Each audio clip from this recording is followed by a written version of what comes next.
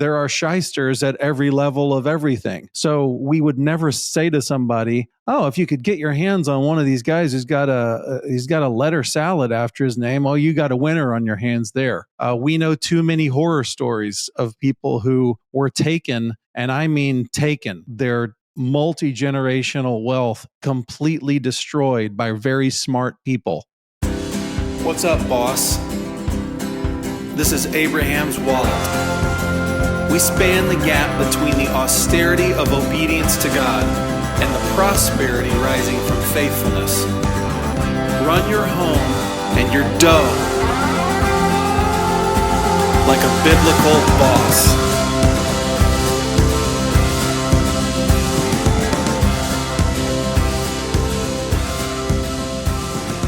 We don't often like to give away our secrets here at the Abraham's Wallet podcast. Oh, really? I don't think so. You know, the people are going to hear this. They're going to go, it's a great new week. It's a Wednesday morning. I'm excited about the Abraham's Wallet podcast. They might think... I always imagine our boy going out for a 6-mile run in the snow, and he puts in the ear things and he pulls down his woolly hat for his spring run in the snow, and he's getting ready for some Abe's Wallet. I think of my boy and Mike. He wants to hear that. And he's like, woo! I think of my boy Mike with like his super heavy down coat and his furry hat. And he's like, I'm going to operate some heavy machinery today. I also think of Mike because we time the release every Wednesday morning to be nice and early so that Mike can hear it when he wakes up. We're about to be in segment 2 of a back-to-back recording session. So that's why if you're a YouTuber, you might be seeing, here we are again in the same clothes. Yeah. It's because we're still in the same clothes. But yeah, get over it. In between episodes, I had just had to run downstairs and I had to gently wrap a pork butt that is smoking in preparation of the Shabbat tonight. Oh, what a wonderful task. I've got 14 pounds of pork down there smoking away since 7 o'clock this morning. How did it smell? Did you want to lick it? I got the new Meat Church honey bacon rub.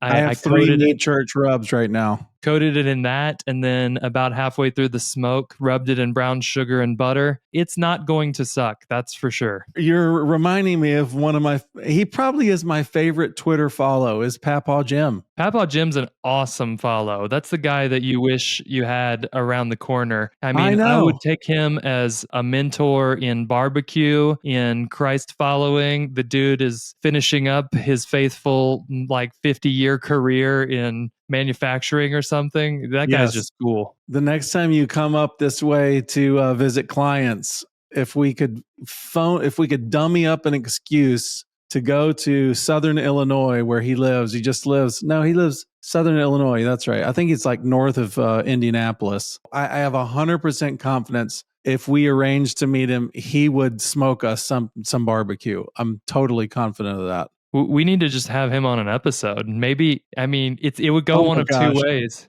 Either Papa Jim would be full of wisdom and awesome, or we'd get there and we'd have to put a pre-roll in that said, now, we thought Papa Jim was this wise patriarch. It turns out he's kind of a kook. But we're going to air it anyways. It's so obvious he's just a regular guy. What he loves to do is just take pictures of the barbecue he's getting ready to smoke. And then he just shows the world, here it is. It's all ready to go. And then he takes another picture. Well, it came out pretty good. And I'm like, this is what I came to Twitter for. He's a good follow. And if you like the barbecue and the Christ loving, another great one is my man, Seal DeZeal. I think I used to follow Seal DeZeal. I don't think I do anymore. He's got some awesome dreadlocks and he's raising a family down in Florida, and he's very dedicated to the smoker as well. Fabulous. Should we just jump right in? Because I've got some stuff I want to ask you today. Let's do it. Here's the thing. This isn't, we recently did an episode on financial news. I know that we're in the middle of, this is one of those topics that doesn't feel particularly urgent, but it's something that we haven't hit right on the nose. And I think I'm very interested in people knowing their way around this subject. Something that I think people ask themselves about their financial lives, but they don't have anybody to ask it to, because the person that would have enough information to answer the question knowledgeably is a person that has too much to gain from the way they answer the question. And so the question is hiring a financial planner a waste of money? And if you ask that to people that don't have a financial planner, they go, "Oh yeah, boy, you got to be a smart guy and don't be wasting your money on one of those numbskulls because I can do whatever they can do." And there's all these, there's robo advisors and stuff that you can use for financial planners. And for investment managers. What did I say?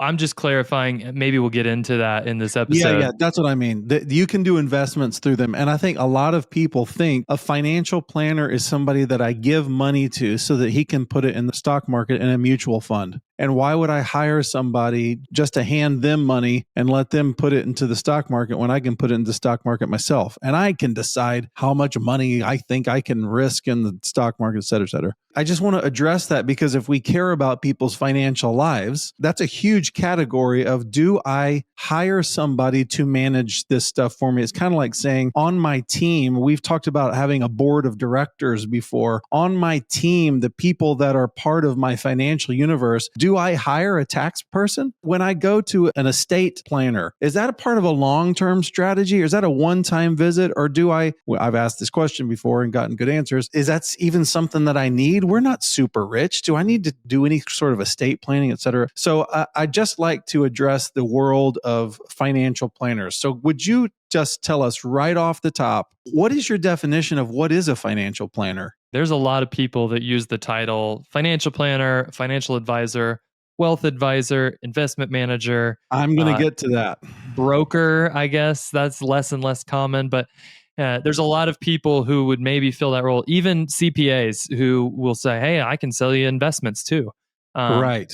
So real financial planning, there's a guy named Michael Kitces who you love to talk about as the biggest nerd you've ever seen in your life, but he's kind of the godfather of content for financial planners. He does a weekly podcast, and honestly, a lot of what I learned about where the future of the industry is came from this guy.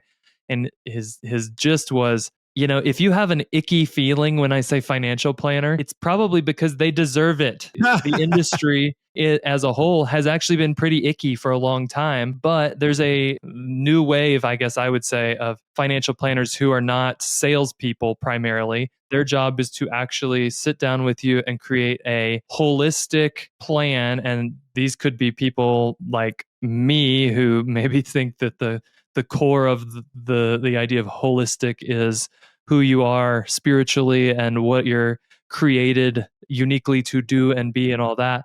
But you can also have somebody that would say, I don't believe any of your God stuff, but I do think in order to do good planning for you, I need to not just take your money and put it into a couple mutual funds. I need to think about your tax picture, your estate planning, your insurance picture, all of that. And somebody who can look at all of these things, who's not trying to sell you anything, who doesn't get paid differently based on what you decide to invest in or not, or what insurance you decide to buy or not. And that would be somebody who I would classify as a real financial planner. So their primary role in your life is to help you plan and not to sell you things. Okay, that's a great distinction. A financial planner, as we would define it, would be somebody who gives you strategic oversight and consults with you based on your financial world and your financial goals, and gives you an overview of the whole landscape. It seems like we should be doing this and this. What are you paying for car insurance again? Okay, let me see your mortgage. Okay, that seems like a good deal right there. Let's talk about your earning.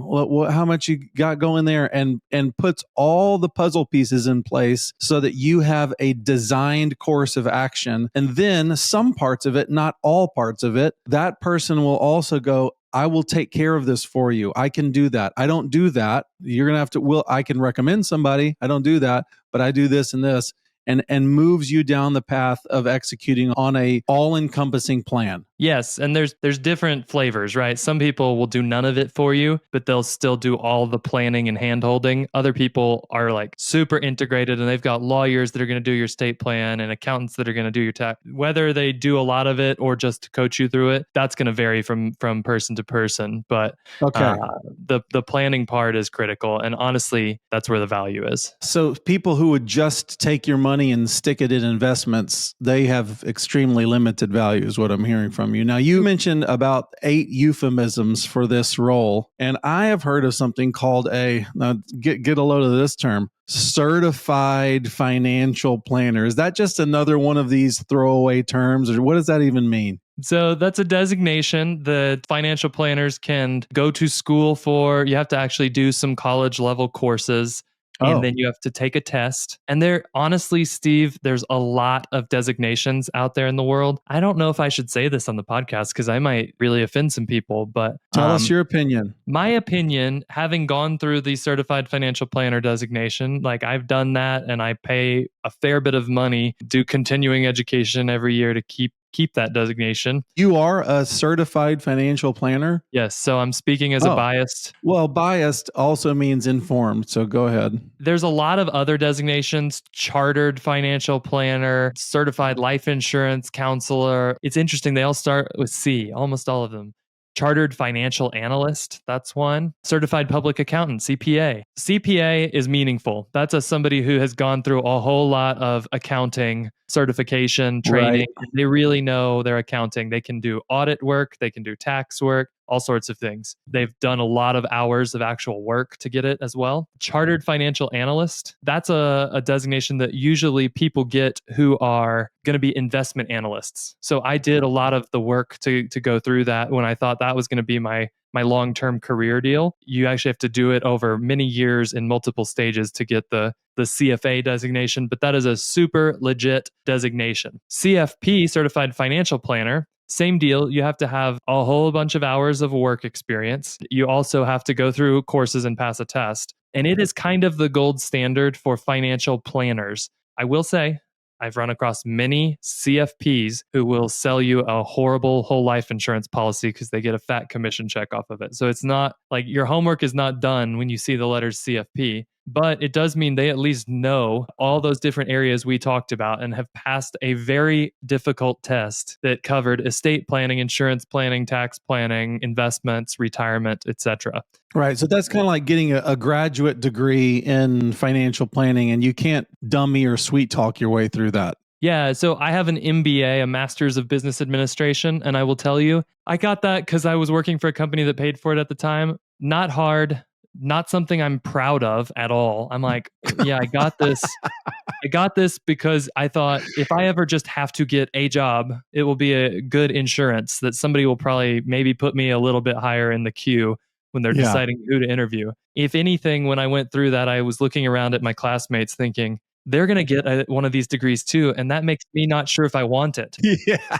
With the CFP, I had those types of people in my class and they all failed the test and did not get the designation because it was really stinking hard. And I'm actually really proud of that designation. It was hard to get. And then, like I said, there's all these other designations out there and I'm not going to name them, but when I see a lot of those, I go, that's a person who took the maximum attempts at the CFP, didn't pass, and they cut you off. You don't get any more tries. And usually what people do at that point in their careers, they go, I'll go get one of these other designations. Again, CFP, CFA, and CPA, those are the three kind of gold standards in accounting, financial analysis, and financial planning. Most other things are either really specialized or they are, I would say, kind of second to fifth tier. Like, I just need some letters after my name so my business card looks balanced. So I hear that these people are, at least they know their way around these issues and around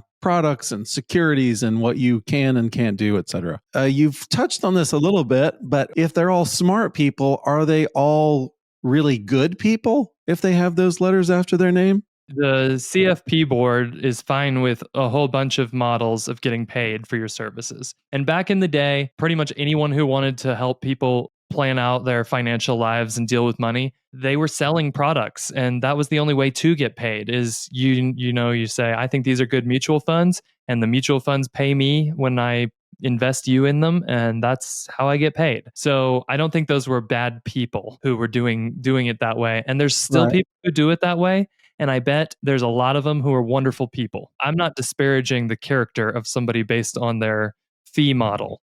I am going to say that I think personally, if I knew that a doctor got paid completely different amounts of money if they prescribed the best medicine for my ailment or one that was decent and probably would be fine and I would be okay. And it was like the difference in $50,000 in their pocket or zero. Whether or not they did prescribe me the right one, I would be always wondering, are they prescribing me the right medicine because it's the best one for me or because they get the most money? For a fact, that kind of thing happens, but that's another discussion about the medical community. So my question is, are all Less these and good less now. people?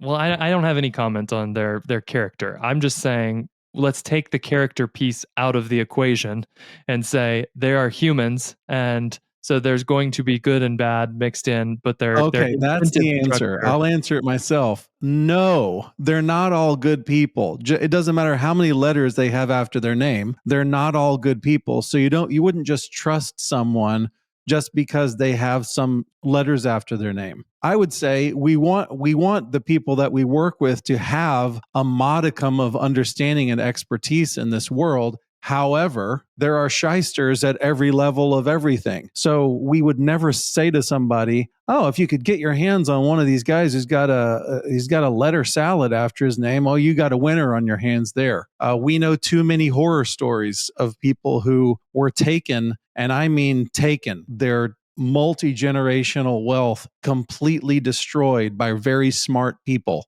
If you really want to entertain yourself with one of those stories, go to abrahamswalt.com to the blog, read an old article. I think, Stephen, you can put it in the show notes, but by our friend Mark Douglas, which I think he might have written under a pseudonym back then, titled When I Was a Millionaire. That's right. That's a great little story. And he When I was a tells the millionaire. story of a multi-million dollar account that was stolen by I think a deacon at the church who was a Correct. financial planner and absconded from the country, and goodbye money, never to be seen again. So that stuff happens. It's not just theoretical what you're describing. My next question is, why are financial planners in business? To make money, the same reason anybody's in business.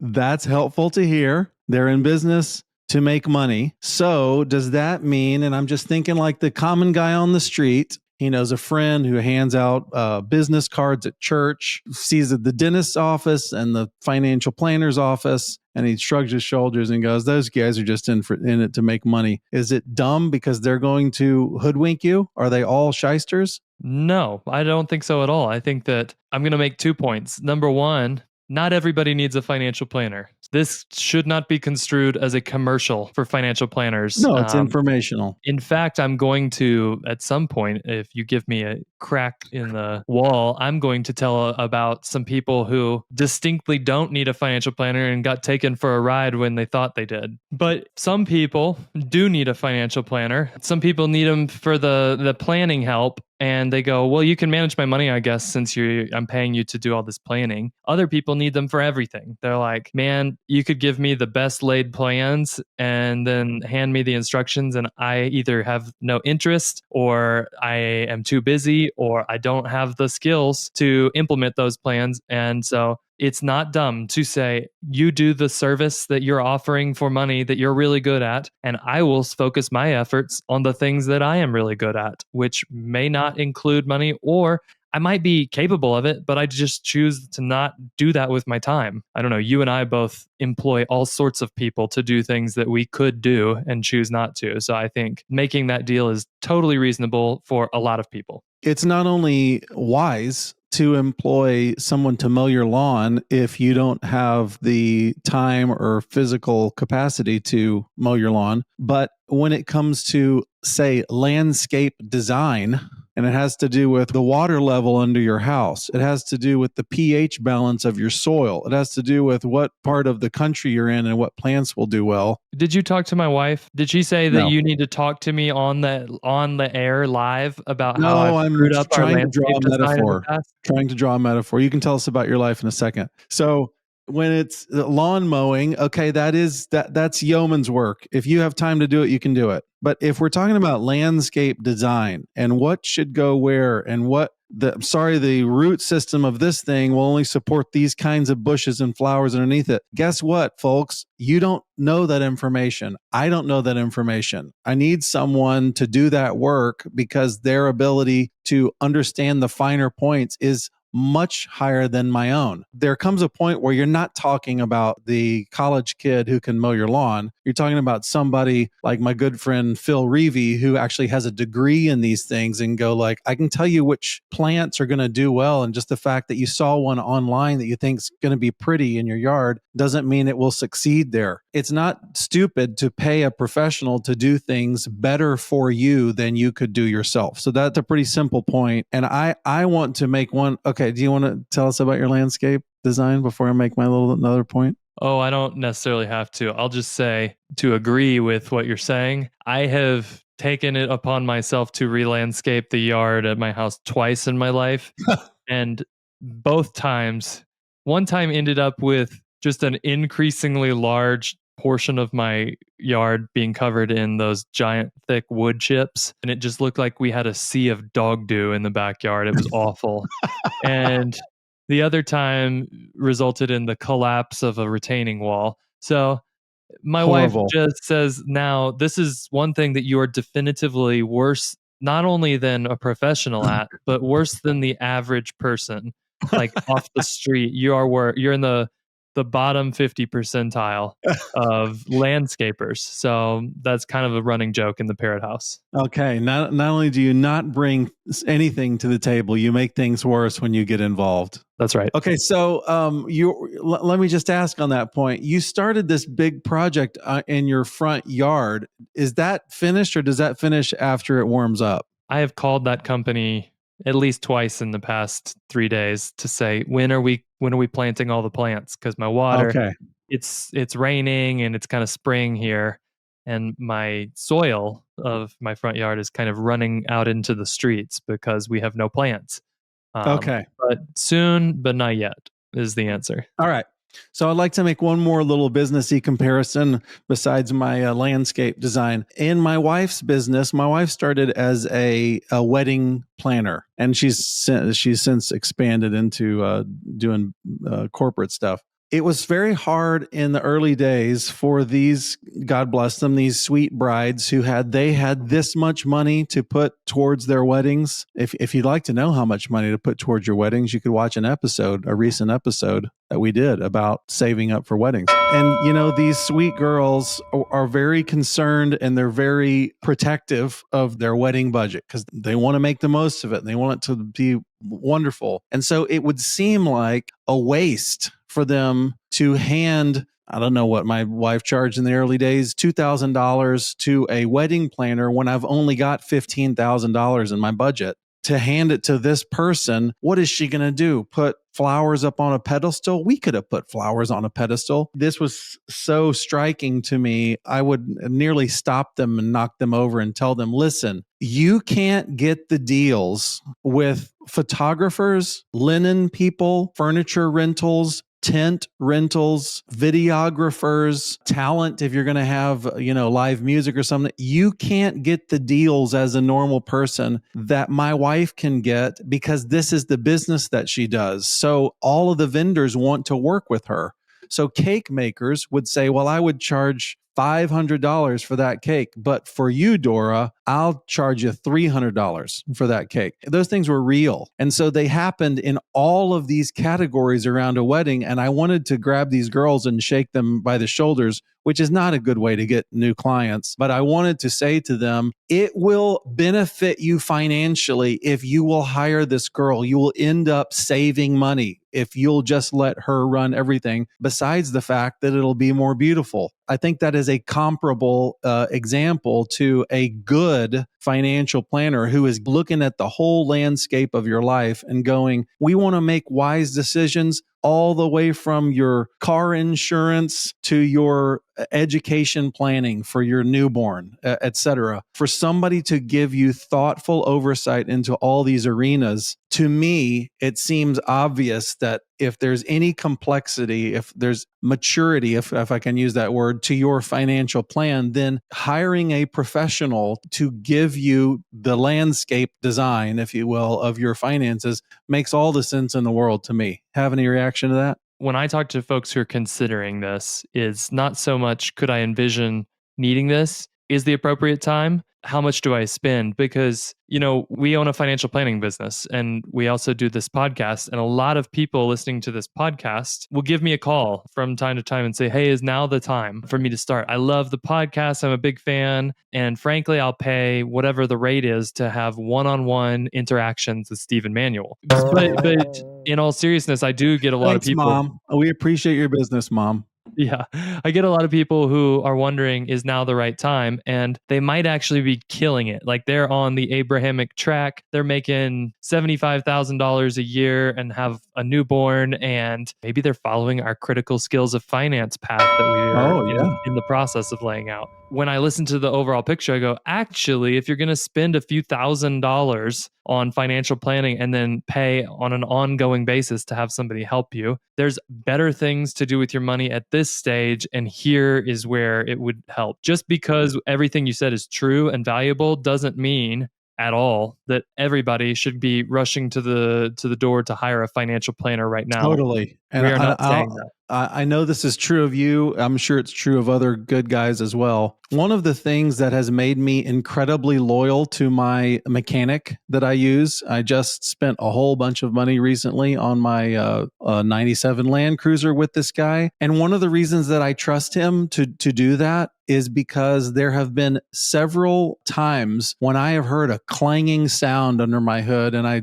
dropped my head and kicked a rock and drug my vehicle in there and said, "I think it's bad. I think it sounds like $1,500 under that hood." And he calls me the next day and goes like, "It was a $20 part. Come get your car. It's no big deal." He has before called me and said, "It isn't at all what you think it was. I replaced something. There's no charge. It's fine. Just have a nice day." And those moments, if you're an auto mechanic, I recommend that you look for those moments because they so build his credibility to me that I totally trust him when he goes, "This is a big one, Steven. It's going to take some money to," well, you're my guy. I trust you. And so to have somebody like you who would say that this isn't a good time for you, I don't recommend that you use me at this time. It speaks very well of somebody's integrity if they're willing to say that. This is kind of a rabbit trail, but do you have any rules of thumb for somebody, whether they're ready or not? It really depends because I've worked with people almost at every stage, including people who break these rules. But I was like, actually, in your unique situation, Right. this is going to be worth the money and time. But in general, I think it's good to say if there's just some dead clear financial goals where you could maybe take the Abraham's Wallet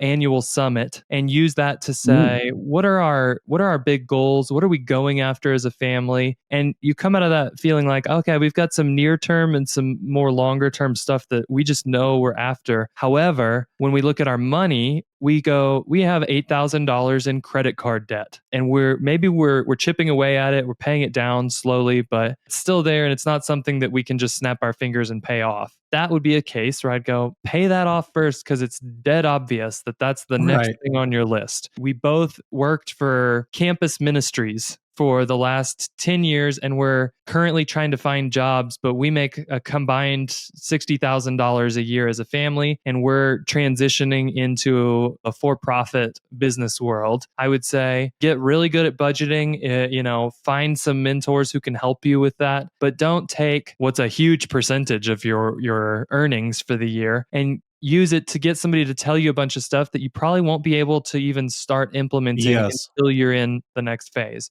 I Yes. think that's the highest level way to understand if it's a good time is if you ask yourself, if I had a list of all the things that I need to do over time, would some of them probably be actionable right now that I don't know about? If you're in a position where, hey, we're just trying to amp up the earnings side of the equation and get to a spot where there is a little bit of extra money, then it's less likely. What I don't like is writing financial plans for people that are all theoretical. Well, step one is you're going to increase earnings. And step two, that's going Right. to happen in 6 years, is that then you'll be able to start contributing to a Roth IRA and then, and then, and then. And the truth is, everything changes. You might get there way faster than you think. You might take longer than you think to get there. It's better to kind of launch into that long-term planning mode when you've got the near-term stuff feels stable. And a good rule of thumb is if you're going, we've got some extra money left over when we cover the basics. Like we're doing some giving, we're doing some saving, we're budgeting well, we know where all our money's going. Our debt situation is good, meaning like we're not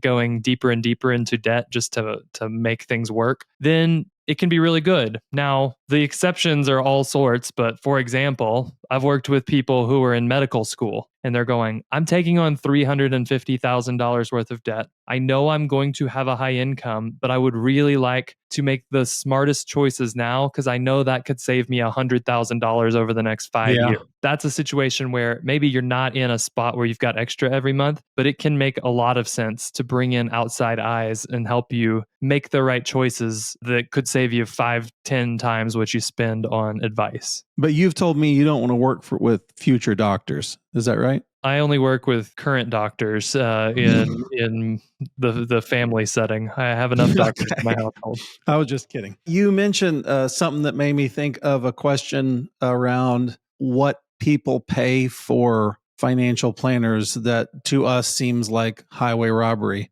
Would you tell us how people can find out if they're using an investment advisor or they're using a financial planner? A lot of times we know that I used to be a mortgage broker. As a mortgage broker, there are lines that in somebody's financial, the statement for your mortgage, there are magical lines and magical phrases that mean that money's going towards the mortgage broker. You can also, dirty business here, raise someone's mortgage rate higher than the bank is charging and take a percentage of that mortgage for yourself. If you're the mortgage broker, bank says we're charging 7% for this loan. You can tell your client, oh, we got a really good price for you. The bank is charging 7.375% for this loan. Guess who gets to keep that 0.375? The mortgage broker. So there are these dirty places where you can hide fees and line your own pockets. That's also true in the financial planner world. So how can people find out exactly what they are being charged for investments and financial planning? Yeah, and I'm going to do you one better, Stephen. I'm going to say this isn't just applicable if you have a financial planner. If you have any investments, meaning you have a 401k, you bought some investment through your buddy when he graduated from college and went to work for Northwestern Mutual or whatever, you inherited something from someone. If you have any investments, the first thing I would do is figure out what are the fees on the investments, because this is the thing that most people miss. Go find your statement, look at the tickers on the investments.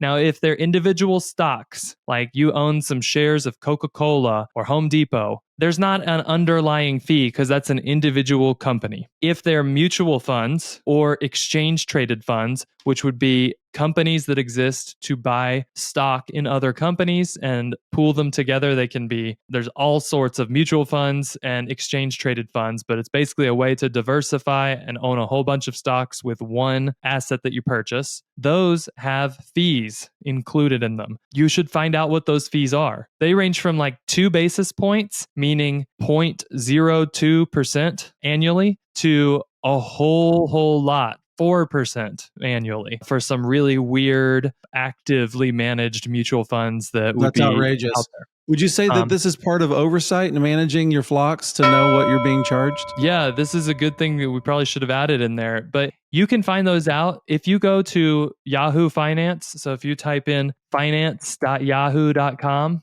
just find that ticker symbol. VOO is a very popular exchange traded fund that just tracks the S&P 500. It's the Vanguard S&P 500. You'll see a line when you get the summary that says expense ratio. And in this case, it's 0.03%. That is very, very low. I like it, VOO. If I wanted to look at something like Ron Barron, he's a famous asset manager that runs mutual funds. The Barron Partners Fund, I would look at my statement. It would say Barron Partners Fund, BPTRX. I would type that in. I'll do it, and I'll tell you what it is. BPTRX, Barron Partners Fund. I open that up on finance.yahoo.com. I go down and I see the expense ratio. Oh, it's not 0.03 or whatever that VOO was. It's 1.36. Here, you are 1.36% of your money goes into Ron Barron's pocket Oh, I every don't care year. for that. I don't And care for give him that. what he's trying to convince you of is that I'm going to be so good at investing that I'm going to beat the market by 1.36% or more every year. Now, he doesn't. And that's the Of tricky course, thing. nobody will. At our firm, we believe really, really firmly in minimizing those fees. When it comes to underlying fees, you might have a financial planner, you might not. Go look up what the expense ratio is on the funds. I was reviewing these for somebody who just had kind of that same story. They had bought some investments through a friend of a friend back in the day, asked me to take a look. And I saw another line item, which was a front end load. Have you ever heard of loaded mutual funds? I have. So when I looked this up, this person, they were paying a financial planner a percentage of their money to manage it. Now we're going to talk about that next. Then we looked at the mutual funds that they were holding, and they had about a 1.5% expense ratio. So that's real high. And then I saw there was a 5% front end load, meaning when they bought I can't believe it. when they bought these, it means in year one, 7.5% of their money left their account for fees. I'm so offended and shocked. And how horrible is that? So the front end load is the fee just to buy it. And frankly, I'm sure there's exceptions for every rule. I don't recommend any mutual funds with any front end load ever. Just be aware that front load that goes to the financial person who recommends the fund to you, or to the managers of the fund, depending on how it's structured. So just be aware and check before you buying anything, or before you buy it yourself if you're doing self-management. That's front end load, that's underlying fees like expense ratio on funds, and then there's one more place that you need to be aware. And the gross thing about that expense ratio money to me is that it's not just handing over cash to somebody. It's actually destroying your returns, your gains on your money. Whatever your number one, it's making the mountain smaller of growth, and it's also killing the future mountain that you're building off of. So you're killing your ability to compound over time. And I will say, though, there's two sides to this coin. One is we want to avoid these really high fees wherever they may be hiding. The second one is you can also only focus on fees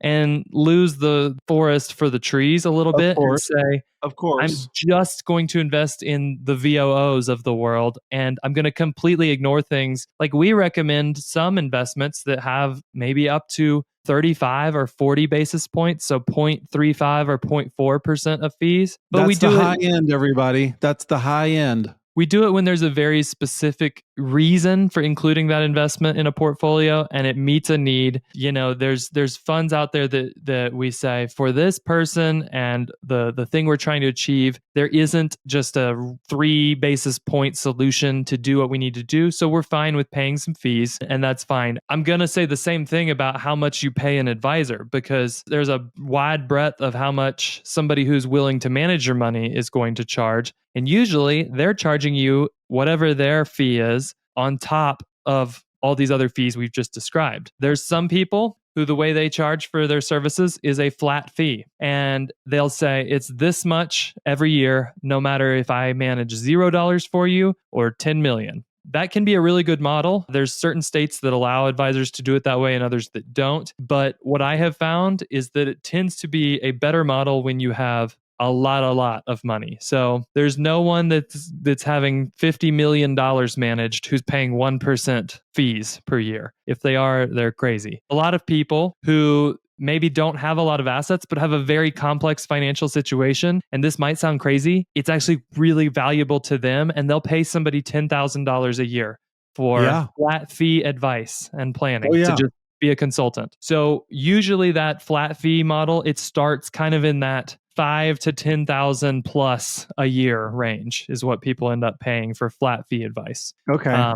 The next model is the one we already talked about, where it's all commissions. So they don't charge you a percentage, but every time they recommend something to you, they get paid when you invest in it. That's another model. But the one that I would say is probably most common amongst people that are like CFPs and doing financial planning the way I kind of described as, quote, real financial planning. The most common model is still probably to use an assets under management model, where they charge you a percent of the money that they're managing on your behalf. When somebody comes to me and is interviewing me as a potential planner for them, I always tell them all you want is just the money management and you don't want the planning part. You'll be better off to go find a computer program to manage your money. Right.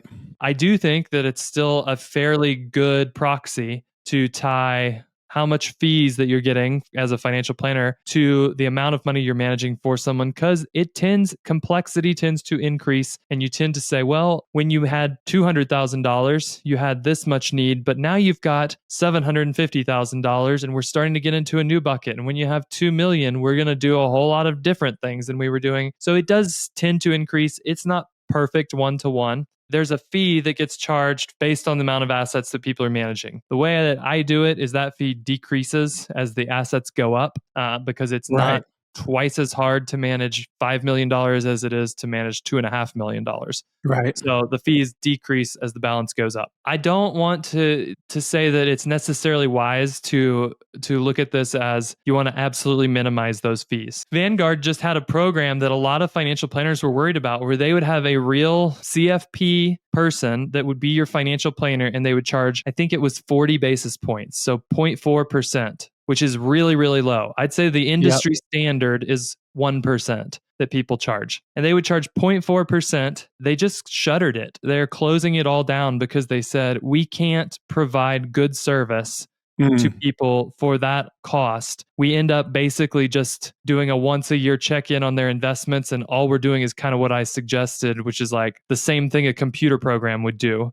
We can't do real financial planning. Economically, it didn't work. Even the big super resourced companies like the Vanguards and Fidelities of the world have not figured out a way to do this at really, really cheap cost. And my argument, because I see people doing this for really low cost, is that if you see too low of a cost, you should be suspicious. You should also be suspicious, although you shouldn't necessarily say it's 100% wrong, if you see really high cost. There's a guy that lives down the street from me that charges 1.5% as his management fee. And initially I thought, that's crazy. That's really, really high. I would generally recommend that somebody not work with him. And then I learned a little bit about his practice. And this guy only works with dentists, and he knows everything there is to know about running dental practices, every tax trick in the book, and he probably saves his clients so much more money than they spend on him that you'd be crazy to be a dentist and not working with this guy. I've had dentists call me and I've said, frankly, here's who you need to talk to. Cool. Not me. Just because somebody's charging above average doesn't necessarily mean that they are not great. My real admonition to people is not to tell you, here's how much you should spend. It's to know how much you're spending. If you ever are talking to either somebody you're working with, you see the fees and maybe you ask questions to the person you're working with. How much am I actually paying you? And there's any inkling of, well, why are you asking that? Or that's a big red flag. Personally, I find it very important to slide a piece of paper across the desk, often metaphorically, because we do everything digitally these days, and say, here's how much you paid me this quarter or this year.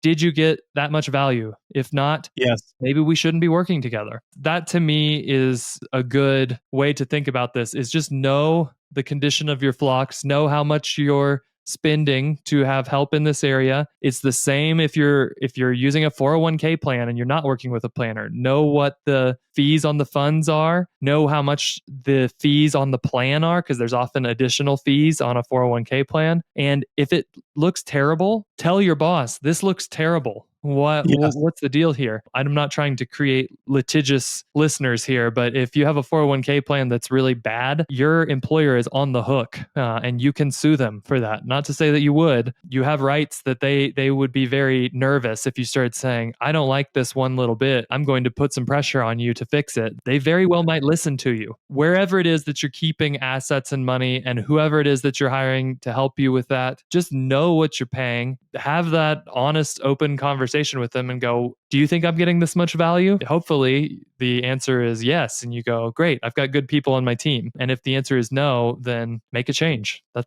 pretty Yeah. much all we're saying. I always used to love it when potential clients when I was selling mortgages were saying, "Hey, I'm shopping you. I want you to know that we haven't signed on a dotted line, but we want to know how you're making money on us." I always thought I'm about to sign somebody up because I love it when they ask that question, because I know that I'm giving them the honest rate directly from the bank. There's my fees right there. And I would say, I welcome you to go shop that to all the shysters out there. I loved it. And I thought, well, I'm getting this business for sure. People who don't mind being transparent, that's a really good start. That's a really good starter spot for somebody that you're trusting to lead your finances. What I'm hearing is there is a baseline of knowledge that you should be looking for if you're going down the path of we're at a stage in our Abrahamic steps to greatness that we think it's time for us to get a professional to look us over and give some thoughts. They're not all necessarily wonderful people, but we can ask questions to figure out what the benefit would be. Whatever funds they're recommending for investment, we could go see exactly what they're making on those funds and exactly what's being charged up front. And then we can make a more reasonable decision. And I definitely hear that if you're going to get somebody who you're going to use as a financial advisor, you really want them to be able to look over the totality of your financial picture, including your long-term goals, and go, let's make this work in all of these specific areas. Because as we know, not everyone does that. And for somebody who is given us oversight, we want them to take on board everything that we're trying to do with our lives. So that's what I hear. And I think it's a very wise counsel. That's my hope for you if you're listening, is that you would, if you only took one thing away, it's not about should I go get a financial planner or anything like that. It's honestly, I could get really comfortable with knowing how much I'm spending on my investment portfolio. Like, what am I paying in fees? Almost nobody knows that. Nobody knows the answer to that. And True. To quote the great Stephen Manuel, it really burns my beans when I talk to somebody and they tell me, that'll burn your beans. All right. They tell me, oh, I love my financial planner because he's free. And I say, what are you smoking? It's not free. Nothing's free. That's right. And that's where we usually find the sharks lurking in the shallow waters. So yeah, that's right. If that's the only thing you take from this, then I just say take it, use it, and know the condition of your flocks. That's all. Yeah. So we want to avoid the bad guys, and we also want to take on board the fact that we can actually save money is the wrong word, but we can actually be in a much better long-term financial position if we hire an expert who actually will serve us with all of his expertise to run us down a great road of growth. So if you do have questions about this, if this triggered something in you that you went, I would like to talk to these guys some more. Maybe you, yes, you listener, are the one that we will say, hey, buddy, it's not quite time to hire a financial planner. Sure. Or maybe we'll say, this is a great time to hire a financial planner. And here's a list of 10 people who we really trust. Spoiler alert, we might be on that list because that is what we do. But you can also rest assured knowing that we aren't the only ones. And like I just described with my dentist example, there's times often when we are not the right ones. So we're happy to kind of connect you with that. You can learn more about what we do on the financial planning front if you want to at Outpost Advisors. We started that firm because we think every family is a kingdom outpost that needs to be defining their own unique vision in the kingdom and then funding it with whatever resources the Lord has entrusted them with. If that's who you are, feel free to check that out, and you can click a link on there and book time. Once in a while, I get a listener who just books some time because they want to hang out for a minute. And I don't know, maybe at some point we'll get so busy that I have to shut that down. But for now, it doesn't ever ruin my day to talk to an Eighth Wallet listener for 30 minutes. Would love to help you guys if this is important in your life. If you're just going, hey, can you tell me, do I have a problem here? Are my fees out of line? Whatever. You can always email us. We don't give personalized financial advice to people who we're not working with on a client basis, but we do find ourselves happy to talk to you about this. We even have a whole community of Abraham's Wallet listeners that talk to each other about this kind of stuff. And if you're interested in being a part of that, you can go to abrahamswallet.com/donate, and you can talk to us and other Abrahamic family leaders as we kind of consider these things together. Sweet. Okay, thanks a lot, everybody. That's it for today. We'll see you next week.